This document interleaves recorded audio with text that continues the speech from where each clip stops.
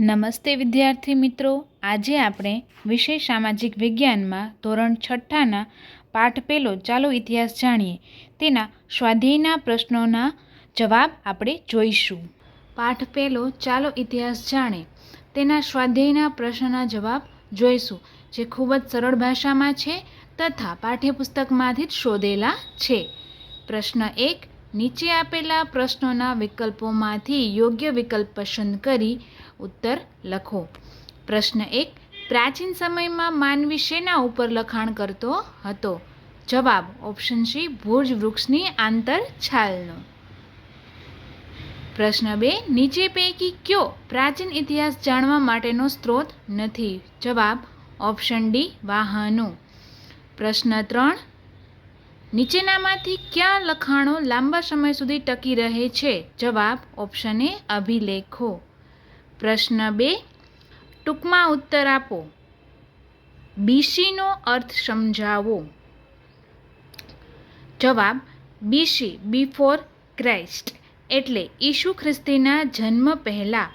ઉદાહરણ તરીકે ઈસવીસન પૂર્વે 2000 એટલે ઈસુ ખ્રિસ્તીના જન્મ પહેલાંના 2000 વર્ષ। પ્રશ્ન 2, એડીનો અર્થ સમજાવો। જવાબ એડી, એનો ડોમિની, એટલે ઈસુ ખ્રિસ્તીના જન્મ પછીના વર્ષો એમ કહેવાય। દાખલા તરીકે ઈસવીસન 2000 એટલે ઈસુ ખ્રિસ્તીના જન્મ પછીના 2000 વર્ષ। પ્રશ્ન 3, ભારતના સૌથી જૂના સિક્કા ક્યાં છે? જવાબ ભારતમાં ઈસવીસન પૂર્વે 5મી સદીના પંચમાર્ક સિક્કા મળી આવ્યા છે, જે સૌથી જૂના સિક્કા છે। પ્રશ્ન 4, ઇતિહાસ જાણવાના સ્ત્રોતો કયા કયા છે? જવાબ તાળપત્રો, ભોજપત્રો, અભિલેખો, તામ્રપત્રો, સિક્કા, પ્રાચીન સ્થળો પર જઈ ઉત્ખનન કરીને મકાનો, ઈંટો, પથ્થરો, ઓજારો, ખોરાકના નમૂના, મનુષ્યો અને પ્રાણીઓના હાડકાં વગેરે ઇતિહાસ જાણવાના સ્ત્રોતો છે। પ્રશ્ન 3, અ વિભાગની વિગતો બ વિભાગની વિગતો સાથે યોગ્ય રીતે જોડી ઉત્તર આપો। અ અને બ આપેલા છે। અમાં અભિલેખો, ભોજપત્ર, તામ્રપત્ર, બીસી, એડી, તેના જવાબ બમાં છે, તે આ પ્રમાણે છે।